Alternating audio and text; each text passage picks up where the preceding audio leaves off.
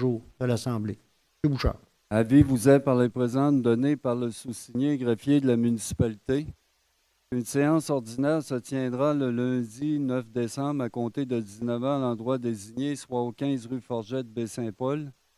Les sujets traités seront les suivants, à savoir en ouverture de la séance, en B, adoption de l'ordre du jour, en C, lecture au dépôt des minutes, adoption des procès-verbaux suivants. Séance extraordinaire du 10 octobre, séance ordinaire du 15 octobre, séance extraordinaire du 28 octobre et séance extraordinaire du 4 novembre.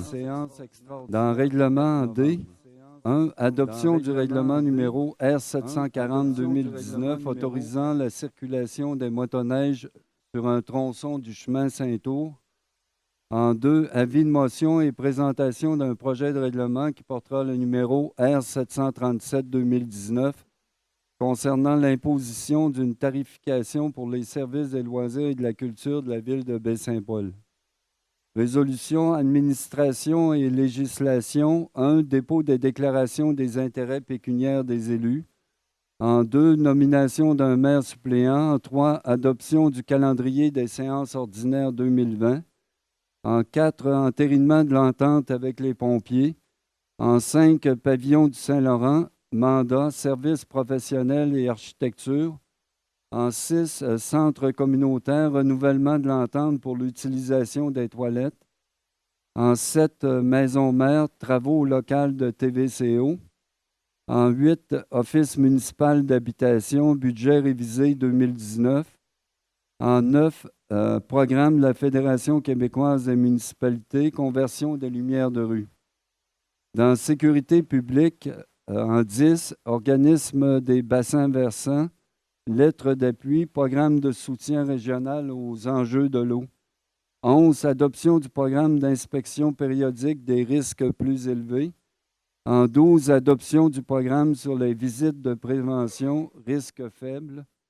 Dans voirie et hygiène du milieu, 13, déploiement du système de clés pour les bâtiments municipaux. 14, site de l'équerre, enregistrement au registre foncier. 15, achat d'abat poussière, adhésion au regroupement de l'Union des municipalités du Québec. 16, trottoir rue Forgette et René Richard, décret. 17, travaux supplémentaires terrasse Larémie. En 18, demande au ministère des Transports du Québec, intégration d'un passage cyclable sur le pont P-01637, Rivière du Bras du Nord-Ouest.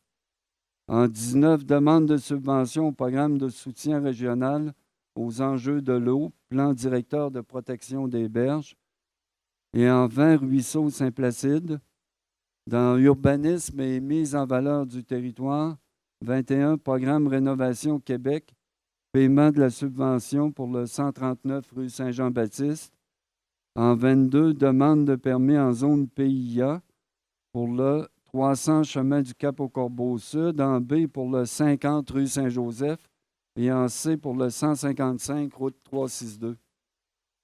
Suivi en F, des affaires nouvelles, délégations, demandes diverses. G, correspondance. H, lecture des comptes de 25 000 et plus et adoption des comptes du mois de novembre. En I, période d'intervention des membres du Conseil, suivi des questions du public. Et en cas levé ou ajournement de la séance. Merci, M. Bouchard. Donc, je vais tout de suite prendre une proposition pour l'adoption de l'ordre du jour. Je vais le proposer. M. Boily. Je vais le seconder. Appuyé de M. Goudreau. Ça va pour tout le monde? Ça va? Donc, maintenant, on irait au point 1, C1, donc dépôt des minutes. On a 4 procès-verbaux ici. En A, la séance extraordinaire du 10 octobre 2019. Est-ce que j'ai une proposition? Je le propose. M. Goudreau, appuyé. M. Fizette. Maintenant, la séance ordinaire du 15 octobre 2019. M. Fizette? Je vais l'appuyer. Appuyé. M. Boily. Oui, M. Duchesne.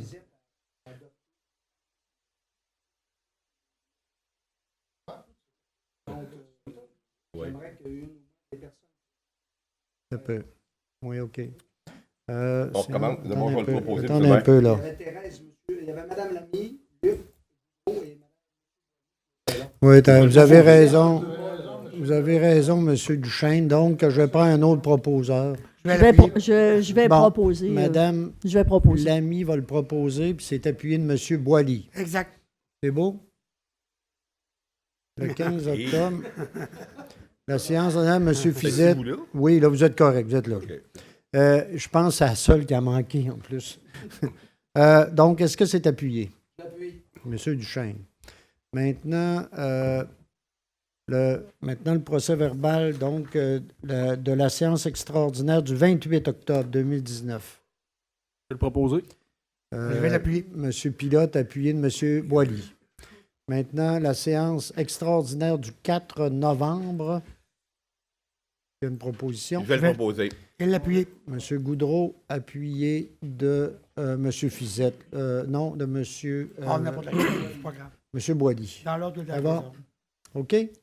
Ça va là-dessus. Donc, maintenant, adoption du règlement R 740-2019 autorisant la circulation des motoneiges sur le chemin Saint-Ours. Donc, nous avons eu une demande du club de motoneige Sapin d'Or afin de pouvoir utiliser une portion sur 1,5 km, si je ne me trompe pas, du chemin Saint-Ours pour pouvoir accéder au secteur des éboulements. Donc, on a déjà travaillé cet aspect-là. Là, on devait modifier. On le fait par règlement. On devait modifier notre règlement pour pouvoir inclure, parce qu'auparavant, c'était moins que ça. Là, étant donné certains changements là, au niveau des propriétés, on s'est rendu à 1,5 km. L'objectif du règlement de ce soir, c'est ça. Pour rapidement faire un résumé de la situation, lorsque on a fait notre avis de motion, nous, à la séance du 4 novembre, si je me rappelle bien, il y a un avis de motion.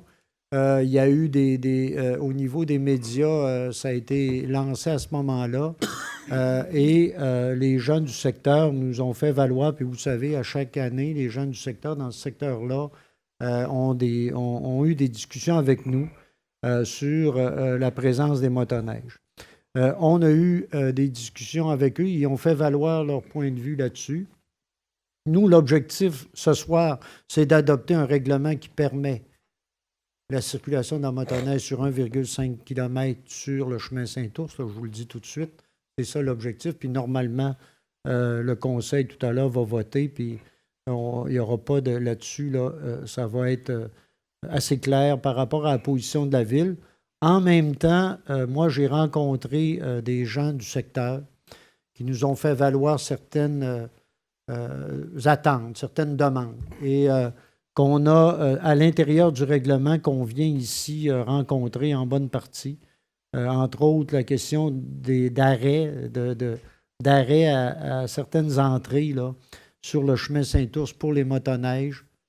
La réduction de la vitesse, on parle de 20 km/h, puis également une surveillance.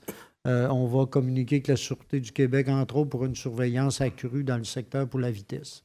Donc, notre règlement, ça va être ça. Les grandes lignes de notre règlement, ça va être ça.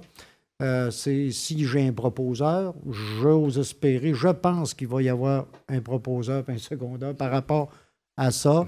Ce qu'on peut faire, je sais que ce soir, d'après moi, il y a quelques personnes qui sont ici en lien avec ce règlement-là sur la motoneige.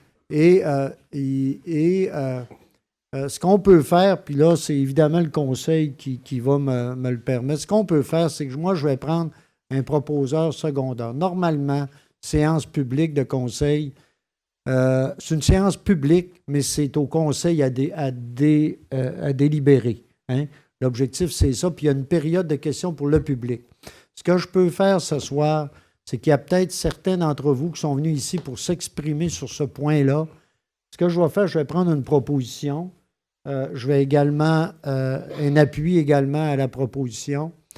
Et suite à ça, je vais demander au conseil d'abord de s'exprimer là-dessus. Puis par la suite, je pourrais donner la parole, si le conseil y consent, je pourrais donner la parole à quelques-uns ou quelques-unes d'entre vous Pas beaucoup, là. J'aimerais que s'il y avait des représentants de votre côté, je ne sais pas s'il y a quelqu'un du club de motoneige, en tout cas, vous me direz lequel d'entre vous qui veut être là au nom des citoyens.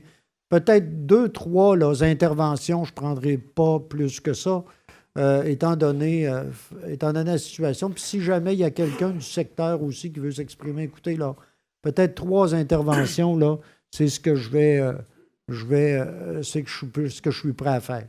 Si ça va pour tout le monde, on irait tout de suite et je prendrai une proposition pour l'adoption du règlement tel que je viens de vous en tracer les grandes lignes. Monsieur Duchesne, appuyé de M. Goudreau. Monsieur Duchesne, donc vous en faites la proposition, je vais vous laisser la parole quelques minutes. Et comme j'ai travaillé le dossier abondamment et que je me suis servi d'études assez récentes sur le sujet, je vais vous en faire part.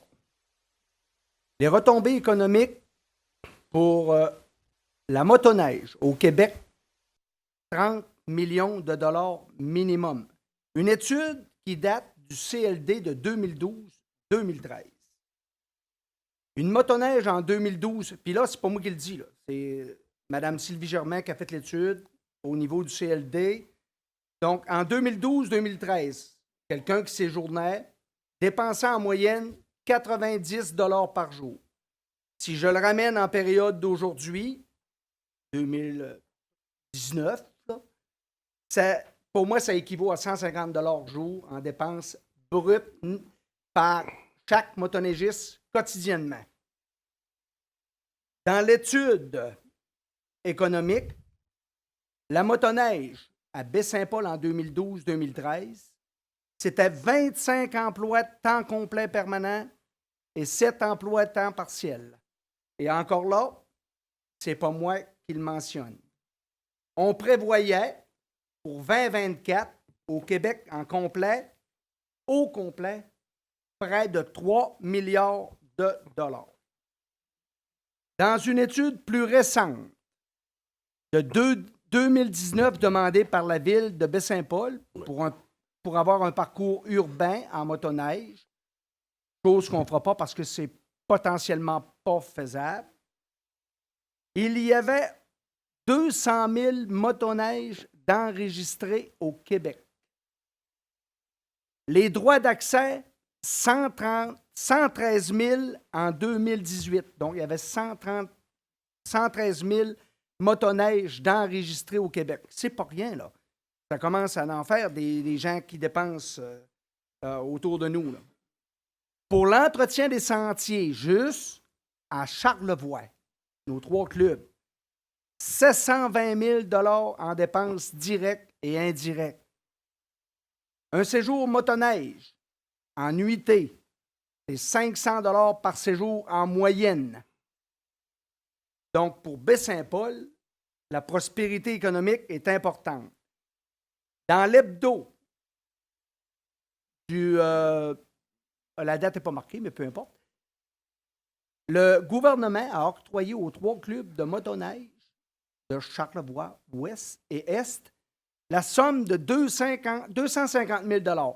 Donc, ça veut dire que le gouvernement y croit à l'activité de la motoneige s'il participe à cette grandeur-là. Encore plus, cette semaine, vous avez vu, à Saint-Siméon, qu'est-ce que le gouvernement a fait pour faire en sorte d'ouvrir le sentier de motoneige?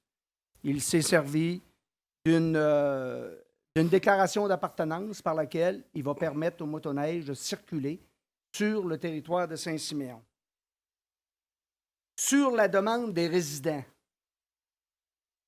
je les remercie de leur ouverture. C'est fort apprécié. Le Conseil en est très redevant.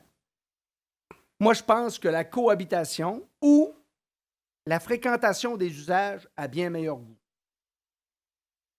Sur l'aspect sécurité, je tiens à mentionner que depuis 2011, aucun incident est arrivé dans le milieu.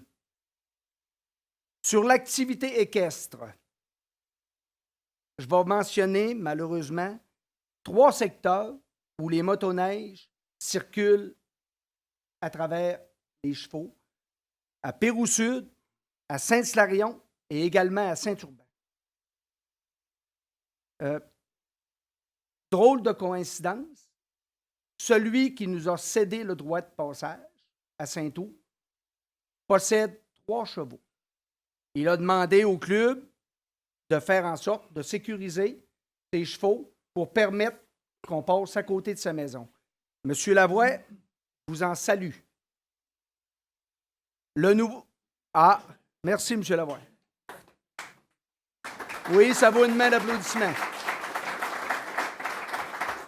Le nouveau parcours va coûter quand même plusieurs sommes au club, mais c'est pas grave. Ils ont fait le travail. Je tiens à saluer particulièrement tous les bénévoles qui ont donné temps, ardeur, qui ont donné... Hey, on ne parle pas de rien. Moi, j'ai une vidéo qui m'a été transmise. Là, je vais vous le mettre sur Facebook.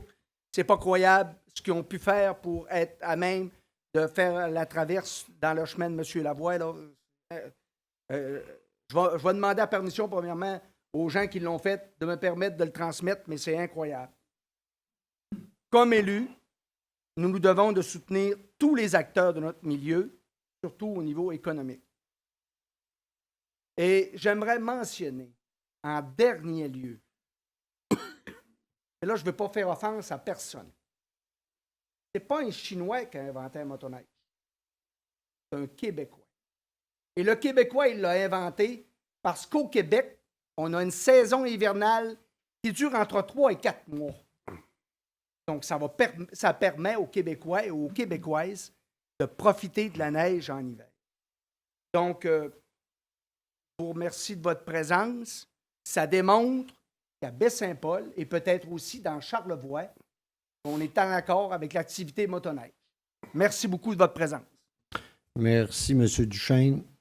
Simplement dire une affaire, il y a des endroits où vous avez dit nous, ça nous a... vous savez, vous employez le « nous » comme si la Ville était responsable des sentiers de motoneige. Je veux juste préciser là, que nous, on ne fait aucun sentier. Nous autres, ce qu'on fait, c'est disponibiliser la route pour pouvoir passer là tel qu'on doit le faire. Mais pour le reste, c'est vraiment la responsabilité du club de motoneige, que je salue d'ailleurs. Je salue les responsables, également ceux qui permettent, évidemment, parce que c'est très dépendant, puis ça, M. Duchesne l'avait bien dit, c'est très dépendant, motoneige, des propriétaires privés un peu partout. Hein. Et ça, je pense qu'il faut saluer les propriétaires qui acceptent que la motoneige puisse circuler chez eux.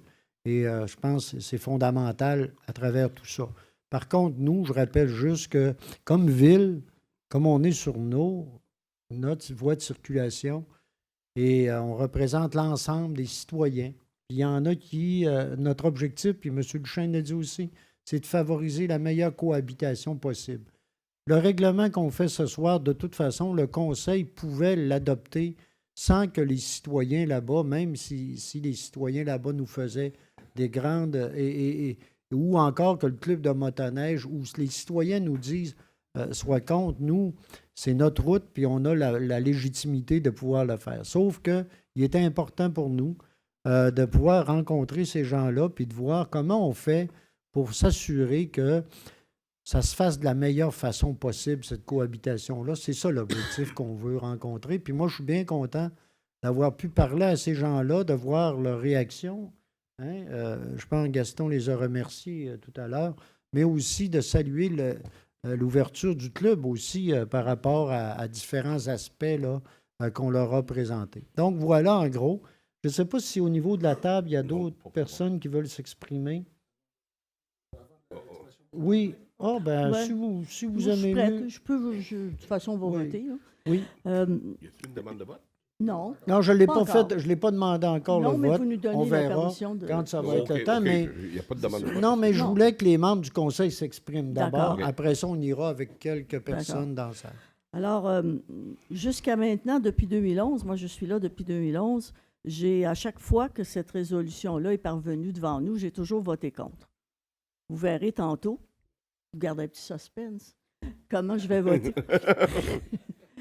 Mais c'est que... Et pourquoi? Pourquoi je votais contre? Pas parce que je suis contre la motoneige, ça n'a rien à voir avec ça. C'était pour des questions de sécurité parce que les citoyens de ce secteur-là, qui c'est dans mon district, avaient manifesté à différentes reprises et des fois très fortement leur opposition à ce que les motoneiges circulent à cet endroit-là.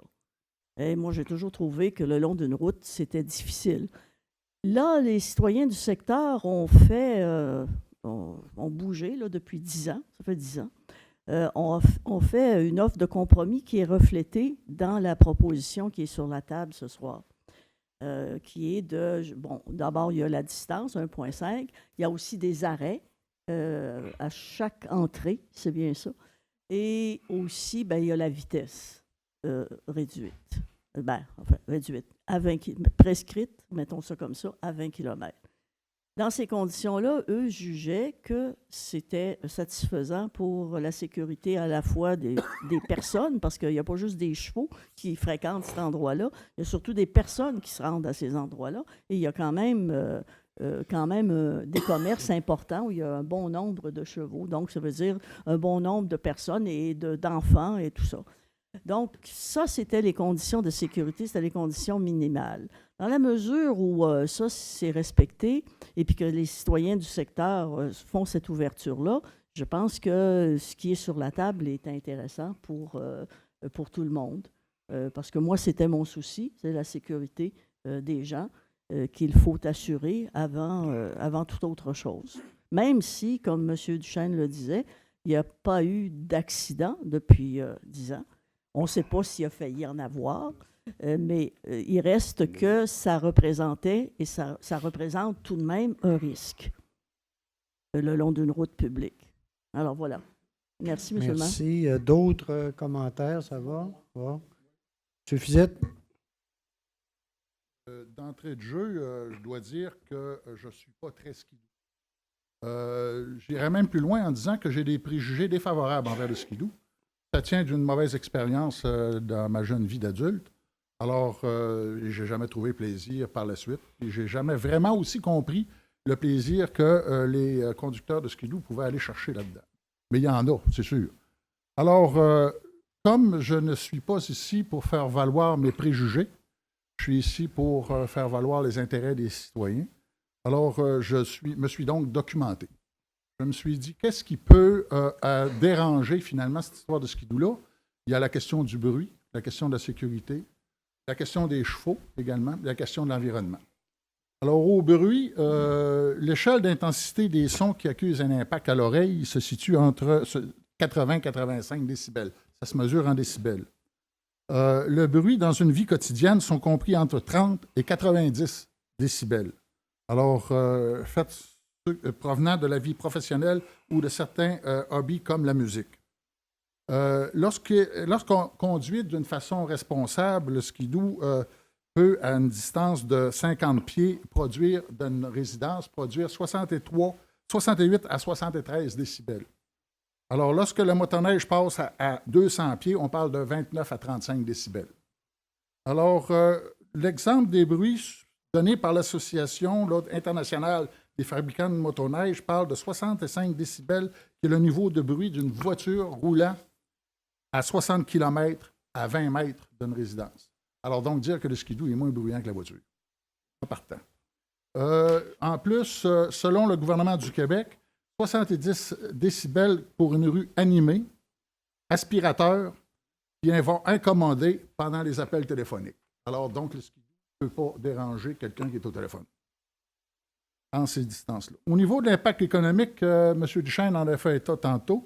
Les retombées économiques de la motoneige et dans les régions est quand même assez élevé.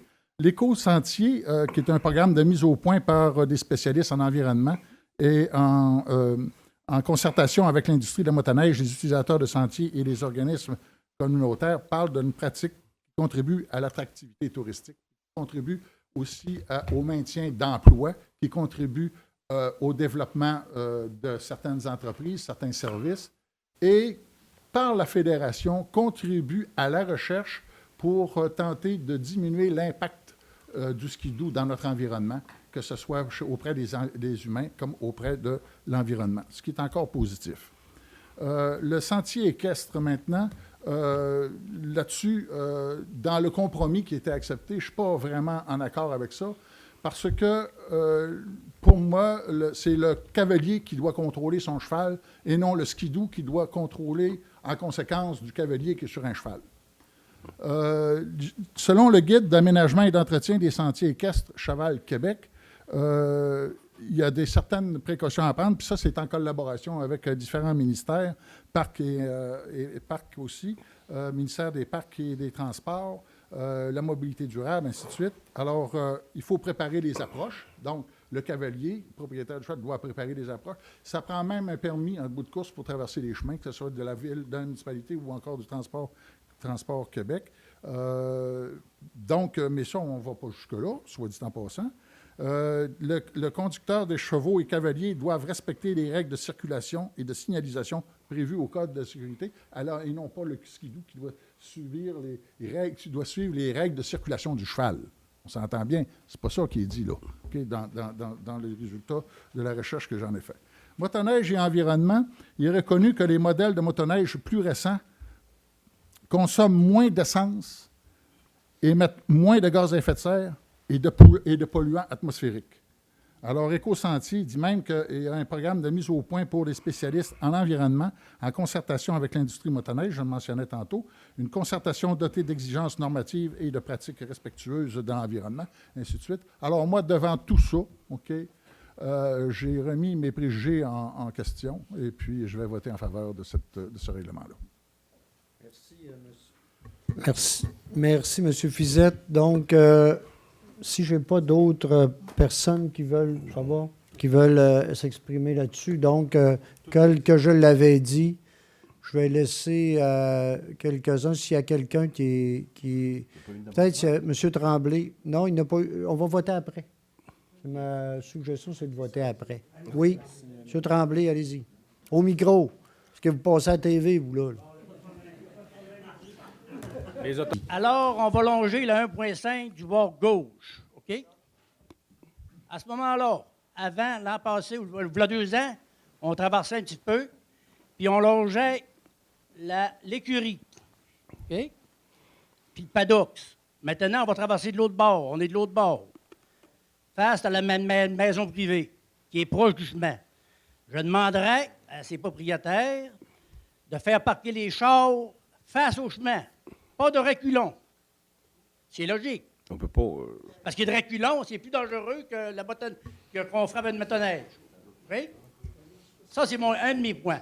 Le deuxième point, c'est l'autre maison voisine, la même chose. Le troisième point qui est très important, on tombe sur un autre propriétaire. Il y a une traverse de chevaux. Il y a une traverse de chevaux sur ce propriétaire-là. Ça va faire un bon point pour pouvoir, si on est capable de cohabiter. Mais ce propriétaire-là, on met des stops. Mais le propriétaire qui est là, il n'y a aucune pancarte qui nous avertit qu'il y a une traverse de chevaux. Il pourrait mettre au moins une traverse de chevaux 100 mètres. C'est toujours pour la sécurité. Puis où est-ce que les chevaux traversent? J'aimerais qu'il y ait une pancarte de traverse de cheval là, avec une flèche, comme nous on fait, pour traverser les chemins. Je pense que ce serait sécuritaire pour tout le monde. Là. Okay. C'est du bon vouloir, ça.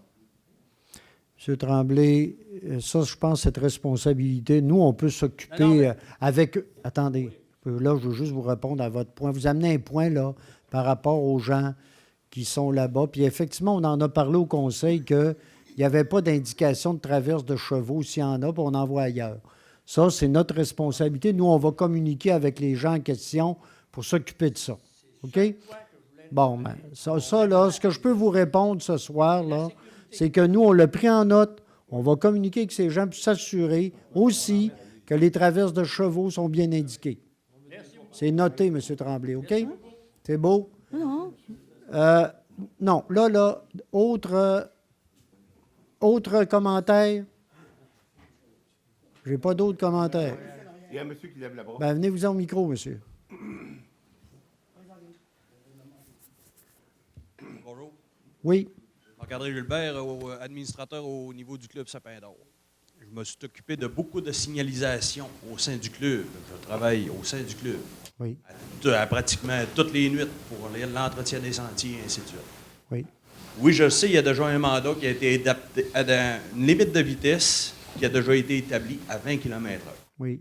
20 km/h au niveau de de ce que la Fédération nous fournit comme panneaux de sentier, on n'a pratiquement pas de panneaux de sentier à 20 km/h. C'est combien? C'est la limite. Ah. La limite en secteur résidentiel est de 30 km/h. Mais écoutez, là, mais panneaux, vous êtes pas bon pour faire ça. Moi, je croirais qu'il n'y a pas de panneaux Oui, avant. toujours bon pour faire ça. Sauf Ben- c'est parce que nous autres, on a déjà des. Monsieur, t'as vous à la parole, là. Oui, allez-y. C'est juste que nous autres, au niveau de la signalisation, les responsables de la signalisation ont déjà des panneaux de sentier, un très beau panneau, 30 km/h, avec secteur résidentiel bien identifié en dessous du panneau, qui est beaucoup plus facile pour nous autres d'avoir des panneaux cet hiver, parce que ça prend 8 mois à avoir des panneaux. Excuse, Martin, mais sur ce point-là, là, on peut-tu entrer en contact avec nous? Puis on a des contacts aussi, puis on est peut-être capable de faciliter les choses. OK? C'est seulement un petit point que je- Non, mais non, c'est important. Il est important aussi, là, parce que nous, dans notre règlement, c'est 20. Là. Puis moi, dans la discussion que j'ai eue l'autre jour avec M. Tremblay, puis il y avait M. Gilbert qui était là, que je voyais tantôt, puis là, il est là, oui, OK, qui était là, et on s'est entendu, puis on dit à 20, on pourrait le faire. Là, moi, je n'étais pas au courant sur la question des panneaux, parce qu'ils m'ont dit qu'ils s'engageaient à les installer. Nous, par contre, nous, on a de l'expertise, on connaît des choses. Il y a peut-être des moyens là, qu'on puisse travailler ensemble. Restons en contact, là, puis on va travailler pour que ça s'installe Vous pourrez de la bonne travailler, façon. Excusez de vous interrompre. Oui, Vous allez-y. pourrez travailler avec M. Gilbert. Bon. Gilbert, OK. Ah oui, on connaît M. Gilbert, on sait que... Oui, OK, puis on va essayer de trouver des possibilités. je sais que c'est une différence de 10 km/h, mais c'est parce que nous autres, au sein de la Fédération, on voit déjà des panneaux d'établis. J'en doute pas, mais écoutez, là, suite aux discussions, écoutez, au départ, là, les demandes qu'on avait, c'était 10 km/h. Non, écoutez, les discussions au départ, puis nous, on a voulu faire un compromis, là, puis on dit on va aller à 20. Puis à date, en tout cas, le compromis, là, je ne veux pas trop m'avancer, mais selon moi, il peut être acceptable. On va travailler là ensemble. Restons en communication, puis on va essayer de trouver des moyens de travailler On a ça. assurément OK? des fournisseurs de panneaux, Oui, M. voilà. Maire, ça fait qu'on pourra se mettre en lien. On est capable d'être en lien puis de trouver des moyens que ça aille plus vite que ça. Oui. OK? Non, c'est parfait. C'est beau. Avez-vous d'autres choses? C'est beau. Merci. Est-ce qu'il y a d'autres... Ça va? Hein? Philippe, micro, s'il vous plaît. Oh, C'est oui, Philippe.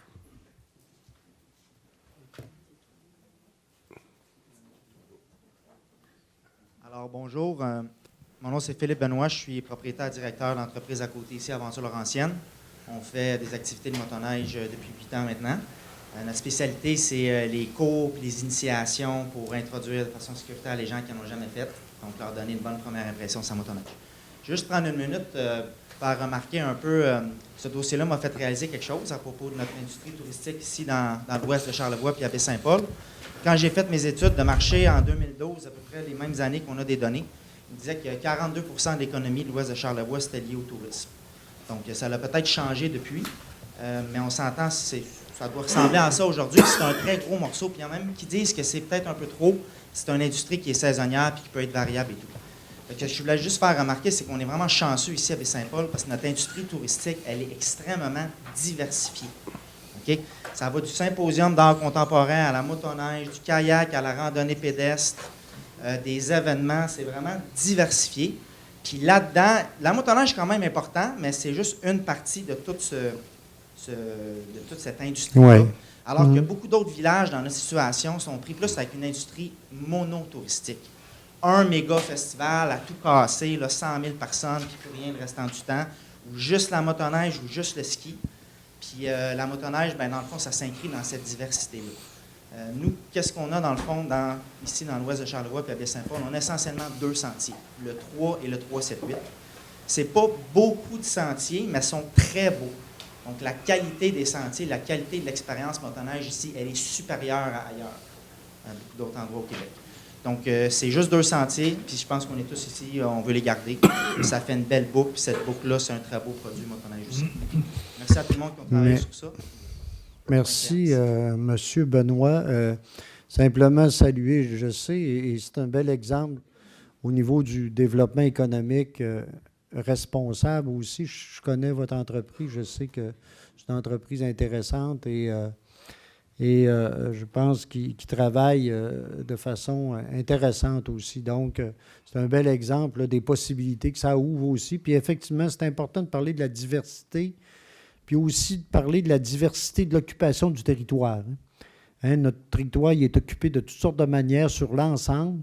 Et c'est pourquoi on a de plus en plus à travailler sur la cohabitation aussi, puis sur les meilleurs moyens de faire que ça marche. Et là, je pense, on a un bel exemple. Je suis assez content des résultats. Je n'anticipe pas sur le vote du Conseil, mais je suis assez content du résultat qu'on en arrive là à pouvoir, ensemble, je pense, trouver des moyens de, moi j'appelle ça de mieux vivre ensemble, là, et de pouvoir faire évoluer des choses. J'espère là, qu'on va pouvoir maintenir là, cette situation-là de cette façon-là à partir des décisions là, qu'on prend ce soir. Donc, moi, je trouve ça intéressant qu'on puisse arriver à cet équilibre-là.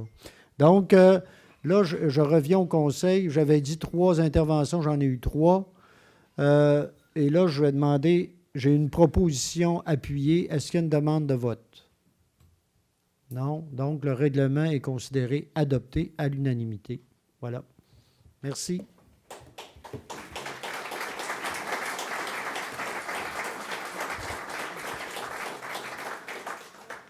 Maintenant, avis de motion et présentation du règlement R 737-2019, tarification, donc loisirs et culture. Donc, c'est un avis de motion. Par règlement, cette année, d'habitude, on le fait par résolution. Monsieur le maire, on va laisser. Monsieur le maire, on va les laisser partir, là.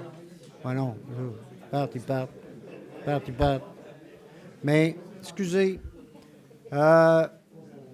c'est beau, on comprend. Et, oui. Mais donc, On ne peut pas les garder. On aurait dû le passer à la fin. donc, je vais passer un avis de motion, je le répète, sur la tarification de loisirs et culture. On le fait par règlement cette année. Globalement, nos tarifications vont rester pas mal. On y va avec le coût de la vie. Donc, on essaie là, d'avoir une tarification qui... On va attendre. Donc, voilà, maintenant, puis je vous inviterai, ceux qui quittent, là, à garder vos commentaires peut-être à l'extérieur de la salle pour que nous, on puisse continuer notre séance de la meilleure façon possible. Donc, je reviens sur notre avis de motion sur la tarification loisirs et culture. Donc, est-ce qu'il y a quelqu'un qui présente l'avis de motion? Je le présente, monsieur le maire. Monsieur Goudreau. Excusez. Maintenant, dépôt de la déclaration pécuniaire des élus. C'est un dépôt, comme à chaque année. Vous savez, on a, selon nos règles d'éthique là, et les règles reconnues en déontologie et en éthique, donc chaque élu doit faire une déclaration signée des intérêts personnels qu'il a dans différentes entreprises ou organisations, puis de sa participation à des conseils d'administration. Donc, ça a été déposé, c'est correct. C'est un dépôt seulement, monsieur le maire. Oui. OK. Eh oui. Excusez, monsieur le maire. Oui. Nomination du maire suppléant. Donc, le mandat, vous savez, on travaille ici, on alterne les maires suppléants qui fonctionnent aux 4 mois. Donc, là, le mandat de M. Ghislain Boily serait complété. J'en profite d'ailleurs pour le remercier. C'est moi qui vous remercie. Puis, je remercie également de votre collaboration et aussi comme mes confrères et consoeurs. OK. Donc, qui a été présent là, quand je lui ai demandé, près toutes les fois où je lui ai demandé là, de représenter la ville, c'est pas fait prier, puis il l'a fait et de façon très intéressante. Donc, je le remercie. Merci. Et maintenant, comme on va en alternance, ce serait maintenant au tour de Mme Thérèse Lamy d'être la mairesse suppléante pour les 4 prochains mois. Donc, je prendrai une proposition. Je le propose. M. Goudreau, appuyé de M. Fizette. Il n'y a pas de demande de vote. À moi, c'est votre chaud, mais j'espère pas. Maintenant, adoption du calendrier des séances 2020, comme on fait chaque année, et il y aurait un petit changement. On commencerait plutôt qu'à être le 2e lundi de janvier. Pour commencer, on irait au 3e lundi. Donc, le 20 janvier, lundi le 20 janvier. Pour le reste, sauf les... Là, il y a le mardi. C'est toujours le 2e lundi du mois, sauf le 14 avril à cause de Pâques. Donc, ça ira au mardi 14 avril. Et également le mardi 13 octobre en lien avec l'Action de grâce. Donc, il ira au mardi. Pour le reste, on est toujours au 2e lundi de chaque mois. Donc, est-ce qu'il y a une proposition? Je le propose, M. le maire. M. Goudreau, c'est appuyé de Mme Lamy. Donc, renouvellement de l'entente avec les pompiers. Donc, on irait avec une nouvelle entente. Vous savez, Baie-Saint-Paul fonctionne avec des pompiers volontaires, des personnes à qui on exige de plus en plus. Maintenant, être pompier volontaire, il y a des exigences en formation, en présence. parlant Donc, de pompiers. voilà. Et je sais, M. Bouchard, voulez-vous, est-ce qu'on a une entente sur 4 ans? Une entente sur 4 ans Oui. qui contient des... on est bien arrosé, M. Bouchard. Ouais. Le verre d'eau a pris le bord aussi. Oui, OK. Mais en somme, si on résume, on a avec eux convenu d'une entente sur 4 ans avec des augmentations de salaire OK. à Excusez-moi. chaque année là, Ils sont volontaires, qui sont de 2 oui. 2,6 2,6 et 2,6 avec certains réaménagements au niveau de la rémunération en tenant en compte des affectations qu'on leur fait au niveau des calls, des primes, quand on les appelle, en fait, quand ils sont de garde, quand ils sont de responsabilité au niveau d'une intervention. Bref, il y a des ajustements qu'on fait de ce côté-là. Et au niveau de la fourniture de matériel, comme par exemple au niveau des manteaux, des bottes et puis des visières, en fait, là, des visières ajustées. Alors, c'est des ajustements c'est beaucoup d'ajustements. Alors, il n'y a pas vraiment de nouveautés. C'est des conditions qui, pour la plupart, étaient déjà là, mais qu'on améliore ou qu'on précise. Alors, au niveau de notre groupe, ça faisait leur affaire. On a instauré aussi ou renforcé la prime pour l'ancienneté. Hein? Oui. Alors, quand on a 7 ans, quand on a 12 ans, quand on a 20 ans de service, bien, on vient le reconnaître à travers la rémunération. Alors, ça résume, M. le maire, pas mal ce qui était contenu à l'intérieur de nos échanges avec les gens. Là, on me disait de parler plus de pompiers à temps partiel que de pompiers volontaires, tout à fait, même si il y a une certaine part de volontariat. Mais c'est correct, on peut parler maintenant de pompiers à temps partiel, effectivement. Avec toutes les exigences qu'on pose. Oui, effectivement. C'est bien différent maintenant. Je comprends que le mot pompier volontaire devient péjoratif. Là. Hein, non, c'est correct. Bon, je ne ferai pas un débat avec ça. S'il y a une proposition. Je vais le proposer. J'aurais Oui. une petite question pour M. Bouchard à la direction générale. On avait parlé là, aussi de l'activité physique pour les pompiers. Ça, j'imagine, c'est quelque chose qui va être attaché ultérieurement. Oui. Parfait. Comme on s'est entendu ce matin? Oui, dans ce même bord d'horizon-là. OK. Donc, c'est beau, est-ce que j'ai une proposition pour l'adoption de cette entente-là? M. Boily, appuyé de M. Goudreau, ça va pour tout le monde? Yes. OK. Maintenant, Centre communautaire pro-santé, Pavillon Saint-Laurent, excusez-moi, Pavillon Saint-Laurent, service professionnel en architecture, donc on en est maintenant rendu là. Donc, vous savez, déjà, on avait travaillé sur le prototype. Ce qui avait été présenté avait été travaillé en collaboration avec M. Pierre Thibault, architecte, et donc et son équipe. Donc, on irait maintenant pour mandater maintenant M. Thibault, l'atelier Pierre Thibault, donc pour les plans et devis en architecture du bâtiment du pavillon Saint-Laurent. Et donc, c'est un montant de 67 192 $ donc, qui serait, finalement, c'est des éléments qui font partie de l'ensemble du règlement, qui va faire partie de l'ensemble du règlement d'emprunt pour Pavillon Saint-Laurent. C'est ça? Oui. Donc, c'est les honoraires pour ce montant-là. Donc, est-ce qu'il y a une proposition? Je vais M. le Duchesne, seconder. appuyé de M. Goudreau. Maintenant, notre entente, renouvellement de notre entente pour l'utilisation des toilettes avec le centre communautaire. En fait, c'est l'utilisation des toilettes du centre communautaire Pro Santé pour les citoyens, mais particulièrement pour les visiteurs. Donc, on ajouterait ici, on irait pour le renouvellement de l'entente un montant de... on nous parle ici d'un montant de 7 500 $ pour les heures. On nous demandait ici pour les heures où ils sont ouverts. Et on irait...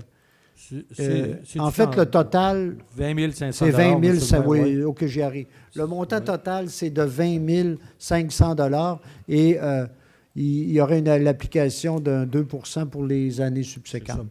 Donc, et on Alors, comprend il y a une majoration, là. C'est ça, il y a une reconnaissance du temps qu'ils font pour le maintien des toilettes en cours d'année, plus une indexation de l'entente pendant les périodes plus achalandées d'été et lors des fêtes. Là. Donc, ça arrive à ce montant-là. Et je pense que c'est important, cet aspect-là, hein, on le sait, on a accepté, on en a discuté. Pour nous, il était important de majorer selon certaines demandes qu'on nous faisait. Quand on calcule ce que ça pourrait nous coûter, l'installation de ce type d'installation-là pour la ville, c'est quand même quelque chose d'important et le service que nous rend le centre communautaire là-dessus est très précieux par rapport à ça. Donc, est-ce que j'ai une proposition? Je propose. Pour le renouvellement de Je vais l'entente, l'appuyer. Mme Lamy, appuyé de M. Boilly. Maintenant, Maison Mère, travaux locaux de TVCO. Déjà, TVCO avait déjà une subvention pour du fonds des petites collectivités pour, vous savez, la rénovation, mais c'était la ville de Baie-Saint-Paul hein, qui était mandataire là-dedans. Donc là, on irait pour adopter les travaux au bâtiment. Là, c'est un montant... De 19 623 19 623. Donc, on le fait au nom de TVCO puis pour avoir accès à la partie de subvention. Et il faut dire que dans ce montant-là, il y a quand même Maison Mère qui aura contribué pour 6 500 Aussi, effectivement, il y a un montant de 6 500 par Maison Mère. Et ce qu'on peut dire, c'est que j'ai encore discuté, j'étais à l'Assemblée générale de TVCO, ils sont vraiment très heureux d'être là-bas et des locaux qu'ils ont actuellement, là, qui sont très intéressants. Maintenant, l'OMH, donc l'Office municipal d'habitation, on irait avec un... Vous savez, nous, on a à financer un pourcentage du déficit au niveau des appartements que l'OMH opère ici à Baie-Saint-Paul. Donc, puis là, c'est un montant... Là, je cherche le montant. 4 242 $, donc, qui est le montant là, qui constitue notre partie. Puis ça a été révisé parce qu'il y a eu certains travaux qu'on a dû réaliser qui ont augmenté là, le déficit. Donc, on fait, nous, selon le mandat qu'on a accepté de faire en lien avec ça. Donc, est-ce que j'ai une proposition? Je vais le proposer. M. Boilly? Je vais l'appuyer. Appuyé de M. Pilote. Programme maintenant de la FQM, conversion des lumières de rue. C'est ça, c'est un programme, M. le maire, avec la FQM qui est allé en appel d'offres et qui, finalement, a contracté avec une entreprise qui s'appelle Énergère. Oui. C'est avec elle que nous-mêmes, on va agir. Cette entreprise-là va être un peu au pilote, aux commandes, à la coordination de l'ensemble de l'opération. C'est elle qui va voir peut-être s'associer des fournisseurs locaux en électricité ou autre. Là. Mais en somme, par ce programme-là, on a l'opportunité de procéder à la conversion sans avoir à débourser une somme autre que les économies qu'on fait en consommation électrique qui seront applicables par année. Alors, c'est un programme où on ne fait pas un déboursé direct immédiat, là, mais plutôt... on finance avec les économies qu'on fait. Ça s'auto-finance par l'économie qu'on fait. Puis c'est une mise en commun qui c'est toujours un... Il y a quand même vous allez voir même au prochain triennal, là, il y a quand même une somme qui peut être Qu'il faut, déboursée par la ville. ben là. oui, qu'il faut mettre, c'est bien évident. De 40 Mais- à 50 000 Ouais. pour... 38 000, je pense. Puis ça nous permet de répondre à 38 000. la fois à la question de l'économie d'énergie sur les lumières, mais aussi à toute notre question, notre politique par rapport aux ciels Mais- étoilés également. Donc, ça devient intéressant par rapport à ça. Donc, est-ce qu'il y a une Je- proposition? Avant de le proposer, seulement, Oui. je veux juste apporter un point. Oui. S'il y a un programme qui m'interpelle beaucoup, ça fait, depuis que je t'ai élu, je pense que je rapporte les lumières brûlées. À qui veulent l'entendre. Là, au LED, c'est un programme qui s'autofinance. Puis comme vous l'avez dit tantôt, il est en lien avec notre nouvelle politique qui va être approuvée en début d'année sur les ciels étoilés. Mais tout ça étant dit, ça génère beaucoup d'économies. Et puis, notre parc de luminaires de la municipalité était vraiment vieillissant. Le coût des remplacements, juste de le maintenir à niveau, c'était phénoménal. Fait que pour moi, monsieur le maire, c'est avec plaisir que j'en fais même la proposition de voir qu'on va se mettre au goût du jour. Le LED, ça a des pour et des contre. C'est comme j'ai une auto électrique, puis dans 10 ans, on va me dire que ma batterie va polluer. Mais pour l'instant, c'est l'outil qu'on a qui nous permet d'économiser puis d'être éco-responsable. C'est un luminaire qui est éco-responsable, comme c'est quelque chose qui est important, l'éco-responsabilité. Je pense qu'à quelque part, le conseil fait juste suivre les voies de la raison. Voilà, donc une proposition, M. Goudreau, est-ce que c'est appuyé? Je vais l'appuyer. Madame Lamy, ça va pour tout le monde? Maintenant, programme de soutien régional aux enjeux de l'eau. C'est une lettre d'appui à l'OBV, donc l'organisme de bassin versant autour de la rivière du Gouffre. Ben, en fait, c'est le bassin versant Montmorency, Charlevoix-Montmorency, mais dont un des enjeux est la rivière du Gouffre.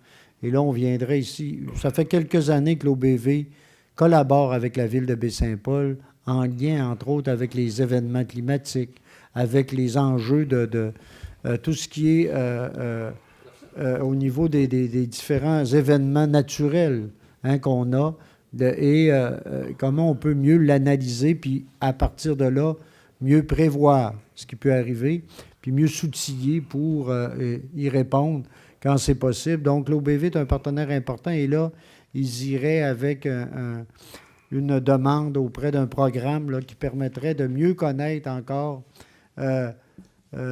notre situation, les enjeux au niveau des berges, de l'érosion, des marées, des glissements de terrain et autres, et les risques naturels qui est en lien avec la zone hydrique autour d'ici. Donc, c'est des outils très importants là, qui est pour nous.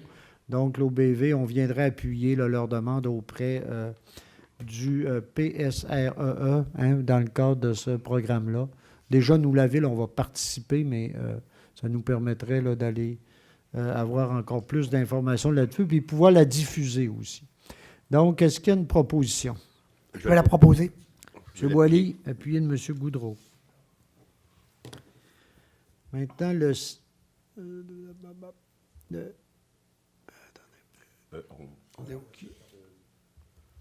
donc, c'est l'adoption maintenant du programme d'inspection périodique des risques plus élevés. Ça, c'est en lien avec notre service au niveau d'incendie. Maintenant, avec notre dernier schéma de couverture... excusez, je vais m'approcher de mon micro.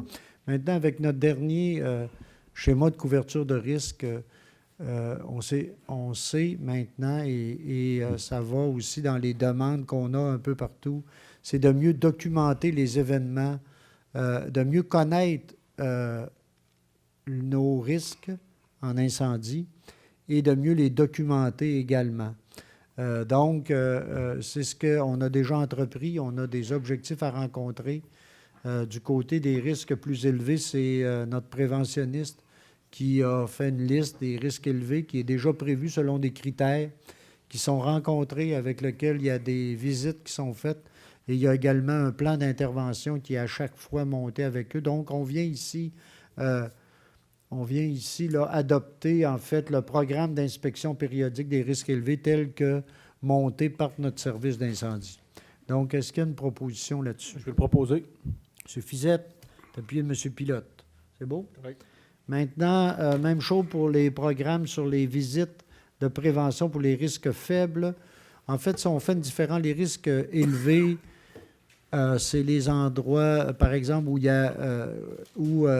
a des concentrations de résidences, par exemple au centre-ville, mais aussi concentration de commerce également, les institutions également, et entre autres. Donc, ça, c'est les risques plus élevés. Les risques faibles, c'est l'ensemble des résidences, des bâtiments sur l'ensemble du territoire qui sont visités par certaines personnes déterminées au niveau de notre service incendie, nos pompiers à temps partiel, dont on parlait tout à l'heure, et sur un certain nombre d'années, on va faire l'ensemble des risques plus faibles sur l'ensemble du territoire.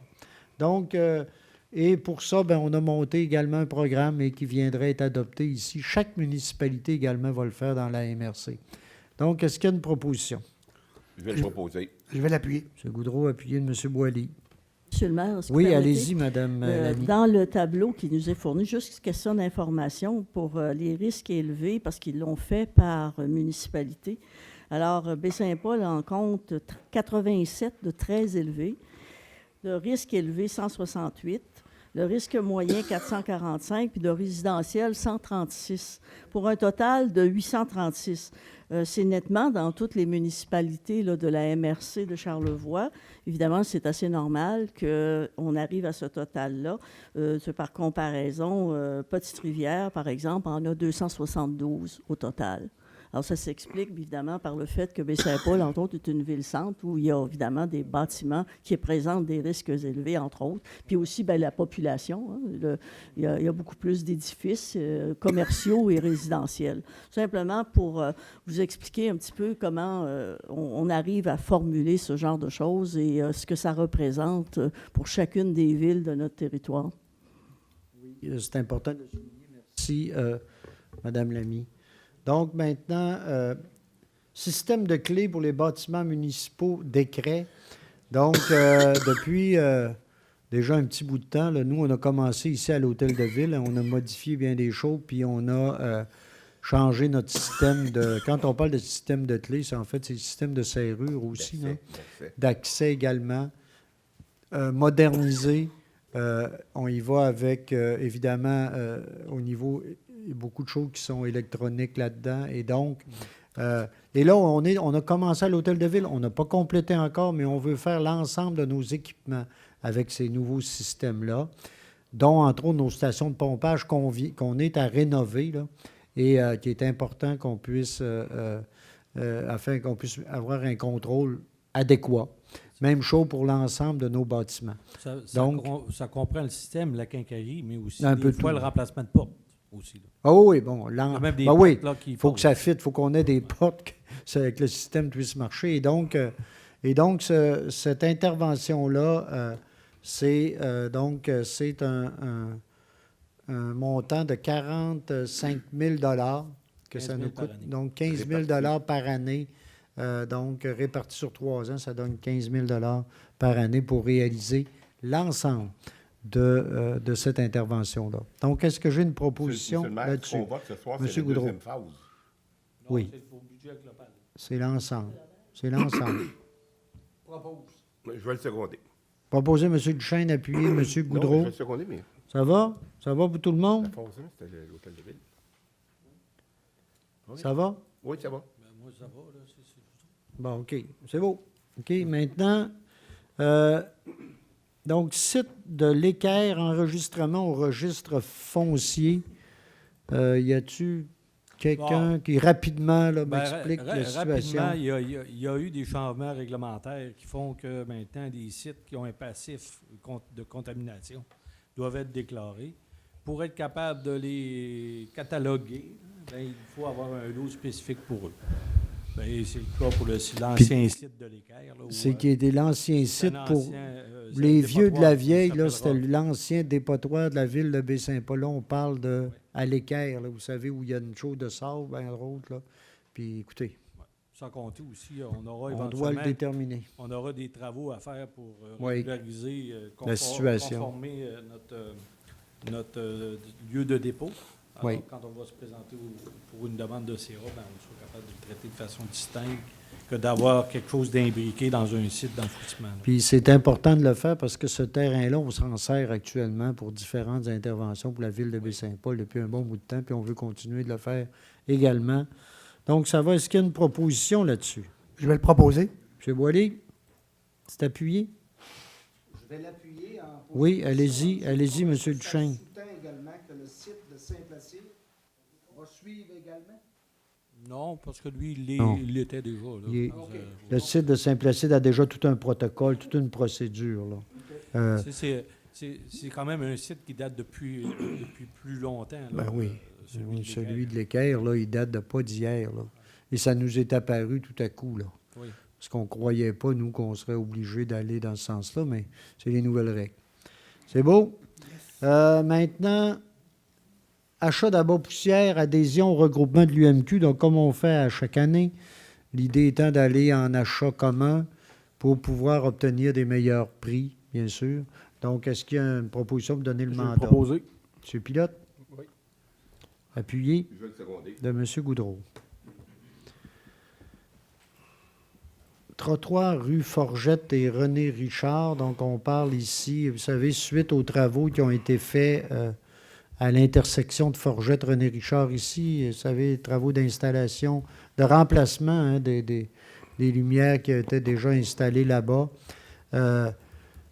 On doit procéder. Il a fallu réaménager les trottoirs dans ce secteur-là hein, afin de pouvoir s'assurer d'être conforme.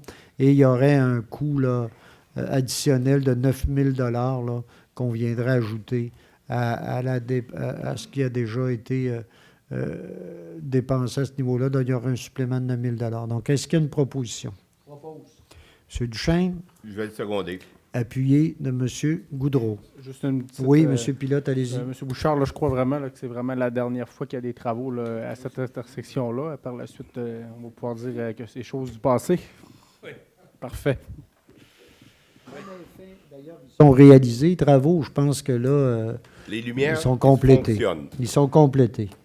Entre autres, le feu de circulation maintenant est un peu plus visible. Là. Il a été comme replacé. Alors, oui. Parfait. Voilà, maintenant, on continue au niveau des travaux. Si on parle de travaux supplémentaires, également, vous savez, on a réalisé il y a quelques semaines les travaux dans le secteur de la Côte-de-la-Chapelle, terrasse Larémie. On a refait l'asphalte, mais en même temps, évidemment, il y a du travail de correction qui devait être fait, peut-être au-delà de ce qu'on aurait pu penser. Surtout terrasse Larémie, il y a un secteur où il y avait quasiment de l'affaissement, puis on a dû travailler particulièrement, puis certains ponceaux également. Donc, il y aurait un coût supplémentaire de 30 000 là, pour pouvoir compléter. Ils sont complétés les travaux, mais pour pouvoir compléter le financement, on prendrait ce 30 000 $-là à l'intérieur du fonds carrière sablière, étant donné que c'est une terrasse Larémie est devenu maintenant un accès à des carrières sablières qui sont situées dans le secteur de Saint-Jérôme. Donc, est-ce qu'il y a une proposition pour aller dans ce sens-là? Je vais le proposer. M. Boilly? Je vais l'appuyer. Mme Lamy l'appuie. Ça va. Donc, maintenant, demande au MTQ. Oui. Excusez. Donc, demande au MTQ. Vous savez, on est à réfléchir sur la possibilité. C'est toute notre question du cyclable et du piétonnier, comment on relie des secteurs. Et puis là, on sait que l'été prochain, il va y avoir des travaux sur Monseigneur de Laval. Fort probablement, nous, on va en profiter pour faire du cyclable et piétonnier qui se rendrait jusqu'à la rivière du Bras, du nord-ouest, là, sur Monseigneur de Laval. En même temps, nous, on va analyser la possibilité de traverser dans ce coin-là. Donc, on viendrait ici là, demander au MTQ la possibilité d'installer une passerelle là, adjacente au pont de la rivière du Bras. Donc, est-ce qu'il y a une proposition dans ce sens-là? Je le propose. M. Oui, c'est proposé, M. Duchesne, appuyé de M. Fizette. Et je tiens à rajouter Oui, allez-y. que, comme c'est des travaux qui sont sur la route du ministère et qu'il en va de la sécurité des piétons et des cyclistes dans le secteur, nous entendons bien peut-être avoir un appui du ministère, dirais, budgétaire à cet effet. Ah, ben, c'est peut-être là qu'il va y avoir des discussions, là, et on a encore des discussions à faire là, par rapport à ça. Mais je comprends bien, je pense qu'on est tous à la même place. Oui. Et il faut voir là, comment tout ça va s'articuler. Là, hein. Au moins, là, on fait la demande et on va voir, là, on aura une réponse sur les démarches supplémentaires et comment eux s'orientent par rapport à une demande comme celle-là. Donc, ça va là-dessus. Maintenant, demande de subvention au programme de soutien régional aux enjeux de l'eau, plan directeur de protection des berges. Donc, ici, on travaille donc, avec les... vous savez, déjà, on travaille, nous, avec l'eau. Encore une fois, sur l'OBV, on parlait tantôt des rives, des berges, de nos rivières. Même ça inclut le fleuve également, là. Hein, on veut faire, de plus en plus, on travaille avec l'OBV pour pouvoir arriver à avoir toujours une meilleure connaissance des berges, puis de voir quelles sont les interventions les plus susceptibles d'améliorer la situation sans briser la biodiversité, en respectant donc la biodiversité et de ces secteurs-là. Donc, on irait sur une demande là-dessus. C'est une demande d'aide financière C'est pour ça. la réfection d'un pont, d'un muret de pierre qu'on a en amont du pont Leclerc. Hein? C'est du pont Leclerc et dans le cadre de ça, on irait là-dessus. Ouais. Donc, c'est une demande au ministère de l'Environnement. Hein, c'est ça? Oui. Au ministère de l'Environnement, on parle d'une demande d'autour de 195 000 Oui, on parle de la restauration complète parle de près de 200 000 hein, puis on irait pour une demande là, autour de... en fait, on parle de 75 %. C'est ça? Environ 150 000. Donc, voilà. Est-ce qu'il y a une proposition pour aller en demande à ce niveau-là? Je vais proposer. Madame Lamy, appuyée de M. Fizette. Le ruisseau Saint-Placide, maintenant, vous savez, dans ce secteur-là, on a rencontré les gens du secteur depuis quelques années maintenant. Il y a certaines problématiques qui sont apparues dans ce secteur-là. Ce ruisseau-là a débordé quelquefois. Il y a eu des interventions à toutes sortes de niveaux. Il y a un lac également dans ce secteur-là. On parle du Saint-Placide du Sud, ici, là. Nous, on a dit qu'on pourrait intervenir afin de colmater et de réparer les brèches situées. Donc, il y en a 2, je pense, hein, le long du ruisseau. En fait, la demande du demandeur, c'est ça. Là. On Oui. a une demande, Oui. mais voilà que la position municipale était d'enlever l'obstruction au niveau de la prise d'eau et de se limiter à ça. Monsieur le maire, c'est la position. C'est ça, on avait une demande là-dessus. Nous, c'était des gens engagés, on l'a analysé, on a rencontré les gens, puis on avait dit que nous, il y a certains travaux qu'on était prêts à faire. Et là, nous, l'objectif, c'est de s'en tenir aux travaux, comme M. Bouchard vient de le dire, de s'en tenir aux travaux qu'on avait suggérés à l'époque aux gens, là, aux différentes personnes. C'est sûr, il y a une demande de quelqu'un qui a un lac au bout dans ce coin-là qui va plus loin, mais on n'est pas prêt actuellement à aller là. Donc, est-ce qu'il y a une proposition d'aller dans ce sens-là? Je vais l'appuyer. M. Duchesne, appuyé de M. Pilote.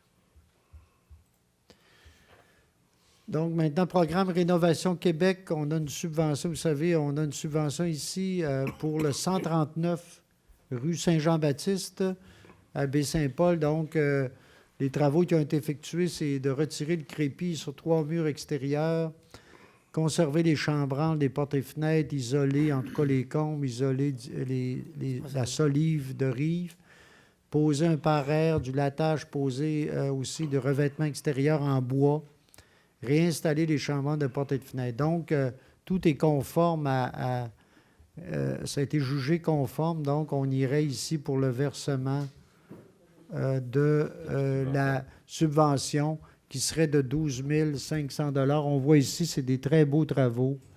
Une maison oui. magnifique sur Oui, très Saint-Jean-Baptiste. J'ai Et, proposé. donc voilà. Je le seconde. Proposé, M. Pilote, appuyé, Monsieur Goudreau. Ça va? Maintenant, des PIA, on en a 3 ce soir. Donc, le chemin, le 300 chemin du Cap au Corbeau Sud. La nature de la demande ici, c'est la réfection de la toiture du bâtiment principal. C'est actuellement en bardeau de cèdre. Là, le nouveau revêtement sera en tôle, modèle architectural à baguette de couleur bronze Renaissance. Donc, ici, le commentaire du comité consultatif d'urbanisme, c'est de dire que la toiture s'harmonise au cadre naturel du secteur. Donc, la recommandation est d'accepter le projet tel que présenté. Donc, est-ce qu'il y a une proposition? Je propose, monsieur. Je vais l'appuyer. Appuyé de M. Boilly. J'ai- Madame Lamy. Maintenant, pour le 50 rue Saint-Joseph, la nature de la demande ici, c'est l'ajout de ventilateurs pour la toiture. Dans ce cadre-ci, donc, les 6 nouveaux ventilateurs de toiture ne seront pas apparents à partir de la rue, ainsi que du parc voisin. Les ventilateurs auront pour effet d'éliminer les problématiques de ventilation déficiente et de glace sur la toiture. Et donc, également l'ajout de câbles chauffants à proximité des gouttières. Donc, la recommandation est positive là-dessus. Donc, est-ce qu'il y a une proposition? Je vais le proposer. M. Goudreau, appuyé de M. Fizette. Maintenant, pour le 155, route 362, là, ici, on parle encore une fois de la réfection d'une toiture du bâtiment principal. Présentement, en bardeau d'asphalte, le revêtement sera du bardeau d'asphalte modèle Eco Cambridge, couleur brun 2 tons. Donc, le modèle est architectural et s'harmonisera aux couleurs du bâtiment principal. Donc, le CCU recommande d'accepter ce projet-là également. Est-ce qu'il y a une proposition? Je vais l'appuyer. Appuyé de M. Boilly. Correspondance de novembre 2019. Donc, les membres du conseil en ont eu copie, ont pu en prendre connaissance, ont pu poser leurs questions. C'est un dépôt qui est fait. Autrement, on passerait à la lecture des chèques donc de 25 000 $ et plus dans le cadre du fonds d'administration. M. Bouchard. Oui, alors dans le fonds d'administration, pour un montant de 56 597,36 $, construction MP, alors c'était pour la préparation d'abrasifs, principalement. On a aussi au groupe Ultima, pour notre police d'assurance des immeubles appartenant à la ville, un déboursé de 260 186 $. Alors, ces chèques-là additionnés aux autres 25 000 et moins ont fait que ça a monté à 674 594,45 $. Alors, ça compléterait la lecture des comptes. Pour le fonds d'immobilisation. Ah, c'est correct, c'est correct. Ah. Ah non, allez-y. Allez-y, on va y arriver. Je n'ai pas le résumé, ça fait que là, Ah, OK. je vais prendre le rapport. Allez-y. Alors, dans les 25 000 $ et plus, on a gestion Béfil, un déboursé de 96 005 $ et 34 sous. Ça a lien avec le développement résidentiel de rue de l'Usine et celui de l'Ermitage. On a à Longus, Québec, pour l'achat de notre chargeuse sur roue usagée, on a un déboursé de 232 442 $ et 66 sous. On a ensuite, dans les 25 000 et plus, à La Rouche lettrage gravure pour de la fourniture de poteaux et différents panneaux de nom de rue, un déboursé de 28 018 $ et 76 sous. Il faut que je fasse plus attention, pour ne pas en oublier. La construction MP, à nouveau, pour du pavage recyclé, principalement, qu'on a placé sur différentes routes de la municipalité et aussi pour des travaux en lien avec les puits. Un déboursé de 244 530 $ et 55 sous. La construction éclair en lien avec les travaux qui se sont déroulés à l'Arena, 31 179 $ et 68 sous. EDJ Construction pour les travaux qu'on a réalisés dans René Richard, un déboursé de 787 341,86 $.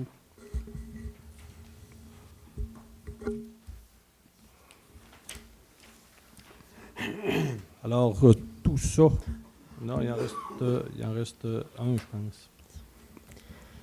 Avec Turcotte 1989 incorporé, ça c'est en lien avec nos stations de pompage SP1 et SP2, un déboursé de 126 665,82 $. Alors, ces chèques de 25 000 et plus, additionnés aux 25 000 et moins, ont totalisé 1 706 651,11 $.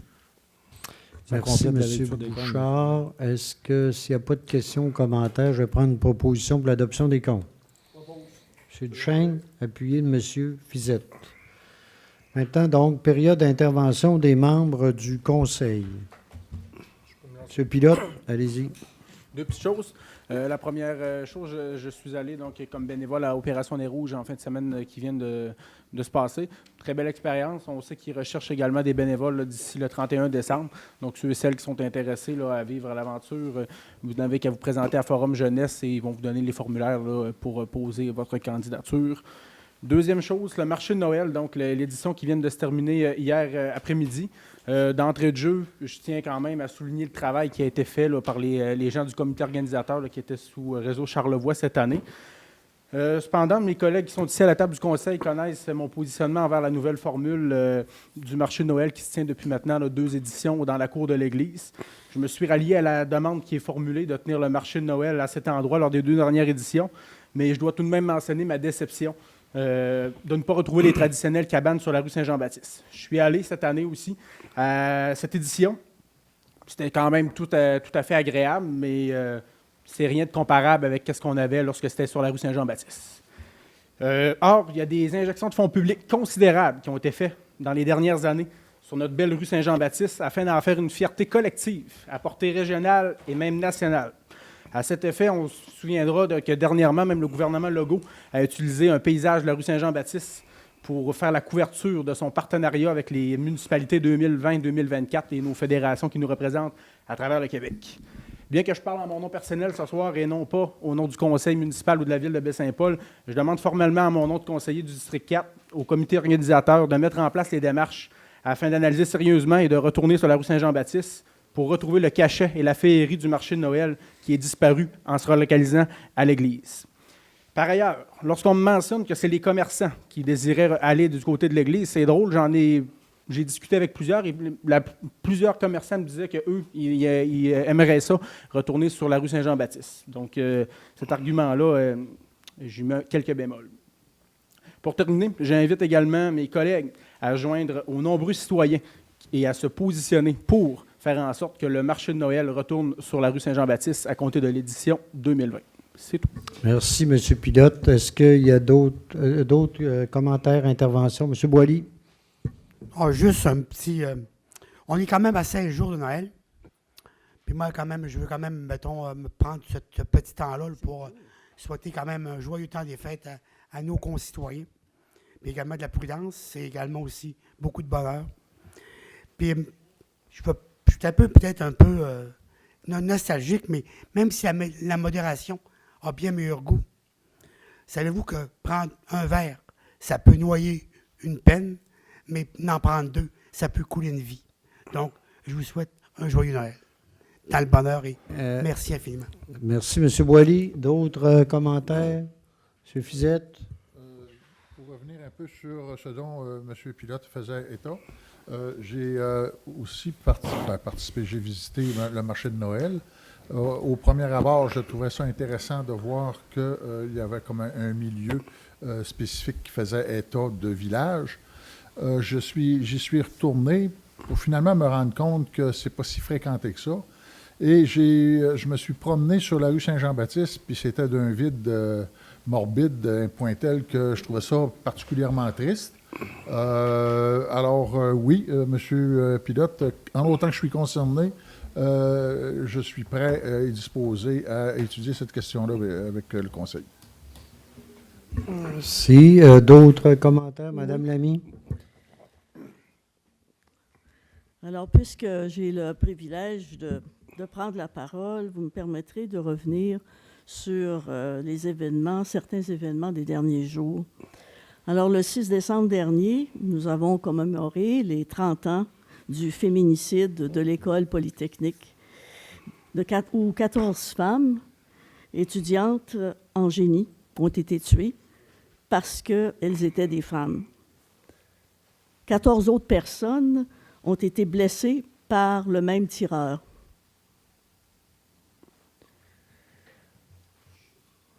Le 5 décembre 2019, la veille de cette commémoration, un homme écrivait sur le web ceci, et je cite. « La journée internationale de Marc Lépine est presque arrivée. Tous les hommes devraient avoir déjà décoré leur maison, les lumières allumées et les cartes d'invitation envoyées, les fusils d'assaut et les flingues fraîchement nettoyés et polis.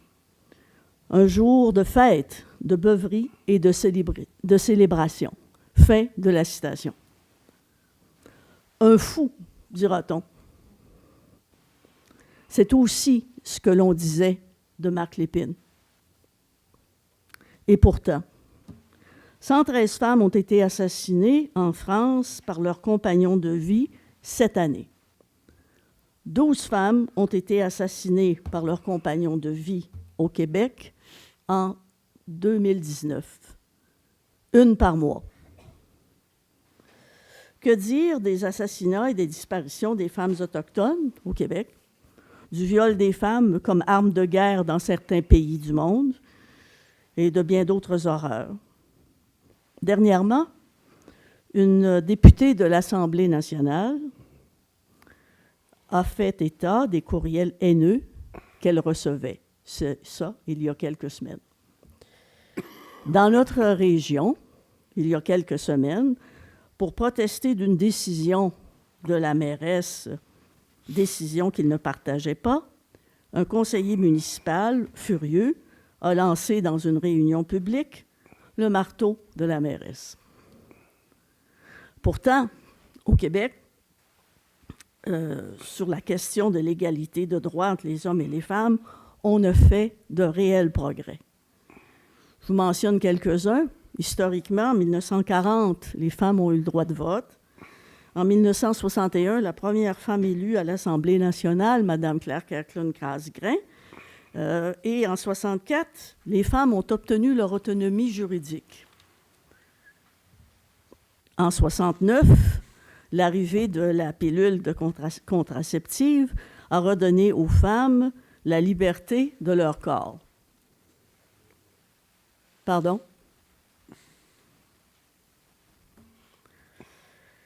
Malgré ces belles avancées dans l'égalité des droits entre les hommes et les femmes, il reste encore beaucoup, beaucoup de travail à faire.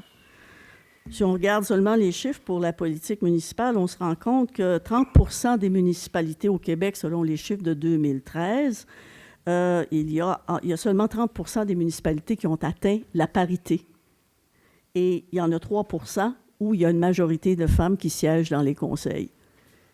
Alors, c'est dire que même en politique aussi, on a du travail à faire. Et il faut dire, je vais vous le signaler en passant, que la ville de Baie-Saint-Paul, de concert avec les autres municipalités de Charlevoix-Ouest et la MRC de Charlevoix, ainsi que la MRC de Beaupré et de Portneuf, ont entrepris d'élaborer une politique, justement, de parité qui vise à favoriser l'égalité et l'accès à la politique municipale aux femmes, ce qui est une excellente initiative. Mais pourquoi est-ce si difficile? Parce que, comme le disait Nathalie Provost, l'une des survivantes de la Polytechnique, Marc Lépine, il est aussi fait de nous. En effet, nous sommes, les hommes et les femmes, les héritiers d'une culture et de valeurs patriarcales qui sont fort anciennes et qui ont façonné nos sociétés actuelles.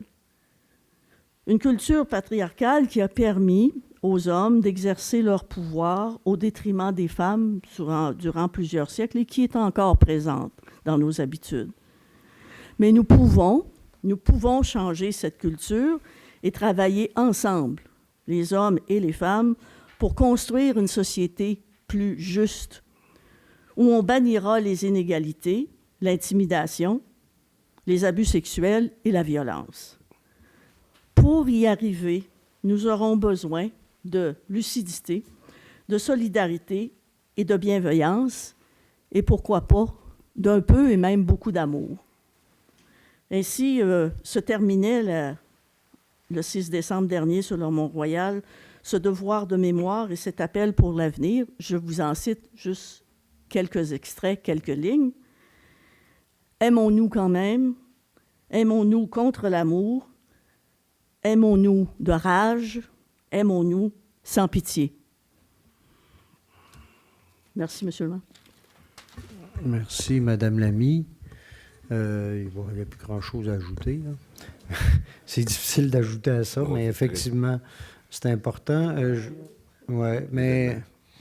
Mais je voulais quand même ajouter une petite... Mais pas là-dessus, parce que je pense que, effectivement, là, on a un devoir de mémoire. C'est dommage, mais on a un devoir de mémoire par rapport à ça. C'est plate, des fois, de dire qu'on doit se rappeler ça, mais on doit le rappeler justement pour plus que ça arrive et pour s'assurer qu'il y a des valeurs qui progressent dans notre société. Puis ça, c'est important. Une petite affaire, je voulais dire, c'est sur le marché de Noël. Moi, je voulais, puis ça a été fait, mais je voulais le faire quand même encore, c'est saluer l'organisation du marché de Noël cette année. C'était quand même pas si évident de le faire parce que il y a des bouts où ça a été repris quand même par réseau en lien avec la COFEC, hein, qui travaille encore autour de ça. Et je pense que ça mérite notre... M. Turgeon a travaillé fort là-dessus, puis je pense que ça mérite qu'on le... Goujon, Turgeon. Là, j'étais avec Clément, moi. Là. M. Goujon ça mérite qu'on le salue, qu'on salue son travail. C'était quand même... Puis je pense que le résultat global, et là, il y a plein de commentaires, mais il reste quand même le résultat global est intéressant. Le train de Noël a été un beau succès quand on le regarde. Donc, globalement, je pense que ça mérite là, qu'on salue le travail qui a été fait à ce niveau-là. Sur la suite des shows, ben là, je pense que j'écoutais ce matin là-dessus M. Goujon qui parlait de sondages qui ont été faits, de commentaires qui vont être compilés. Et on pourra à ce moment-là peut-être avoir une meilleure... ça va nous aider là, dans les discussions qu'on aura sur le futur et le suivi du marché de Noël comme tel. Donc voilà. Question du public maintenant.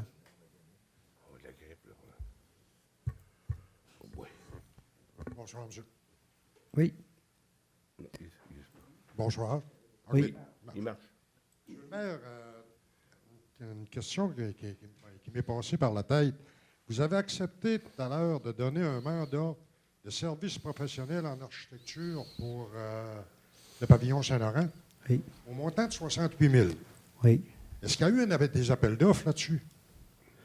On a travaillé, quand on a travaillé, il y a des possibilités pour nous d'aller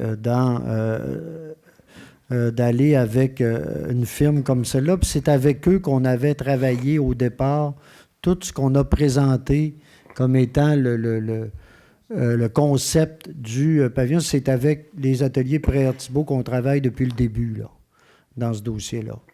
Et on est en continuité, là. Bon. L'autre question... Puis il est possible pour nous de le faire, là. OK? Non? Il est possible pour nous de le faire. Non, vous avez répondu à ma question. OK. L'autre question, vous devez vous en douter. Ben, je sais pas. Où en est rendu le dossier de la maison René Richard? Il en est rendu... Écoute, on progresse. On progresse. On s'en vient avec quelque chose, là. Mais écoutez, c'est complexe.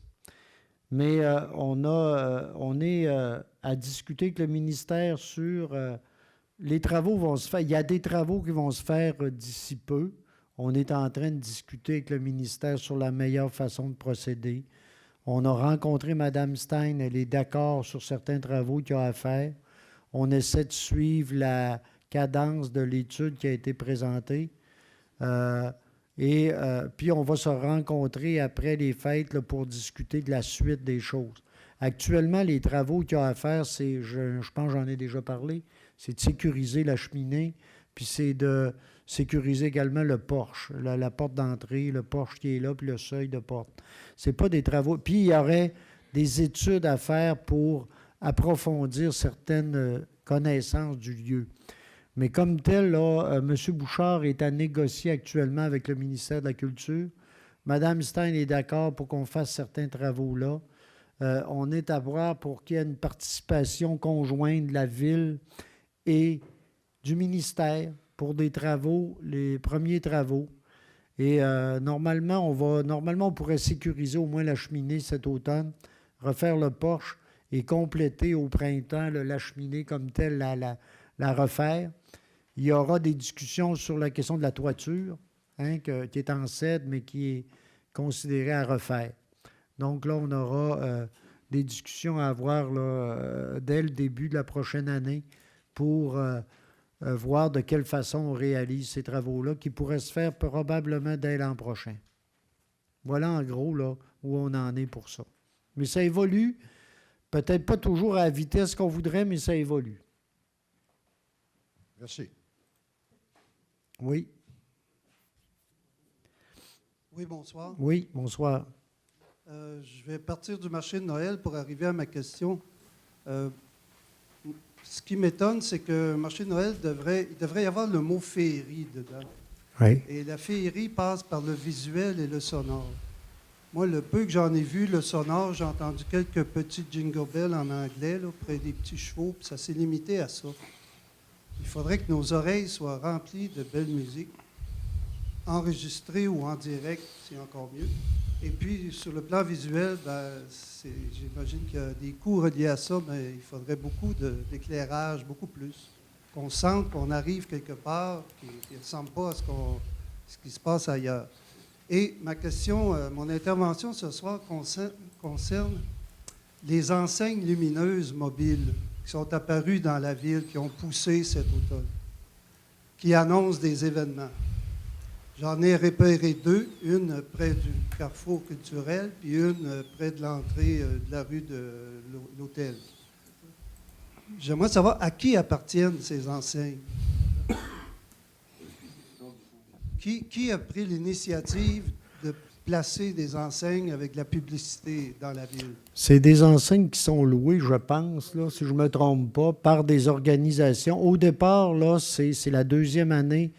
Je pense que c'est l'organisation, la Kermesse, qui a loué ça pour annoncer leur activité. C'est la deuxième année qu'ils le font. La Ville a-t-elle un mot à dire là-dessus? Normalement, oui, mais là, c'est de l'affichage temporaire avec lequel nous, on peut donner des permissions. Les avez-vous donnés officiellement? Il faudrait vérifier. Selon moi, oui. Ils étaient là, ils ont dû avoir des permissions. On va le vérifier, là. Si on a eu des permissions officielles. Vous contribuez ici à enlaidir le Baie-Saint-Paul auquel on tient tant, où on veut attirer des touristes. Monsieur Frappier, Permettez, c'est moi qui parle. Allez-y. Oh boy, OK. Excusez-moi. Êtes-vous fatigué ou quoi? Vous parlez beaucoup, là. Mais non, mais j'ai juste essayé de vous répondre calmement, là. Moi aussi. Mais finissez. Là, vous me faites Non, allez-y. perdre mon idée, mais bientôt, est-ce qu'on annoncera un spécial sur l'huile au garage du coin? Ben oui, peut-être. Je pense que ces enseignes n'ont pas leur place dans un centre-ville qui se veut patrimonial et particulièrement intéressant sur le plan de l'environnement urbain. Mais c'est une opinion que je suis venu exprimer. Je ne savais pas si vous aviez une politique là-dessus, si vous aviez consciemment donné votre appui. Et est-ce que c'est prometteur pour l'avenir de voir ces enseignes se multiplier non seulement en nombre, mais dans leur durée? Parce qu'on a une belle ville où des événements, il y en a régulièrement. On pourra annoncer toutes sortes de choses et puis finalement, on pourrait les laisser là toute l'année. Mais selon moi, ça enlève un peu de l'attrait à notre belle ville. M. Frappier, Est-ce que je l'ai dit calmement? c'est noté. Et puis moi, je vais vous répondre. Juste une affaire, c'est pas prometteur. Je peux juste vous dire ça, mais pour le reste, tout le reste est noté. Je pense que les membres du conseil l'ont noté aussi. Qu'est-ce qui est pas prometteur? Ben, vous disiez, c'est pas très prometteur pour une ville comme nous d'avoir de l'affichage comme celui-là. Je vous réponds, non, c'est pas prometteur.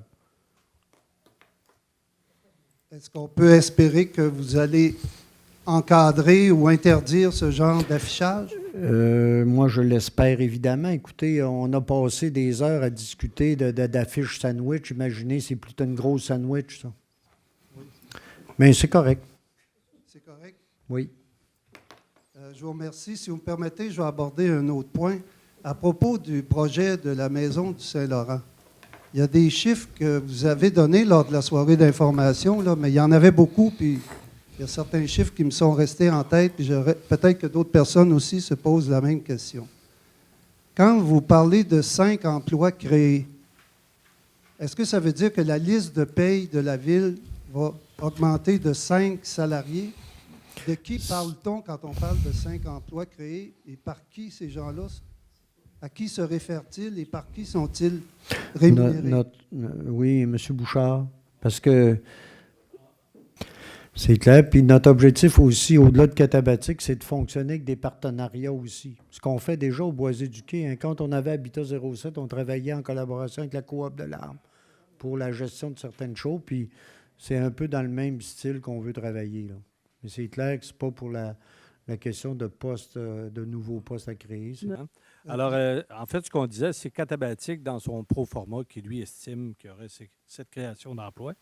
Et du côté de la Ville, bien évidemment, qu'on aura du temps ressources à ajouter éventuellement pour assurer une plus grande présence et aussi pour faire de l'entretien de site, là, mais ça ne se traduit pas par une création de postes. Merci. Mon autre question, c'est oui. En rapport avec un montant, je crois, de mémoire où on parle de 500 000 $ pour l'aménagement de sentiers. Est-ce que c'est bien ça? Et oui, c'est ça. C'est ça, même un peu plus.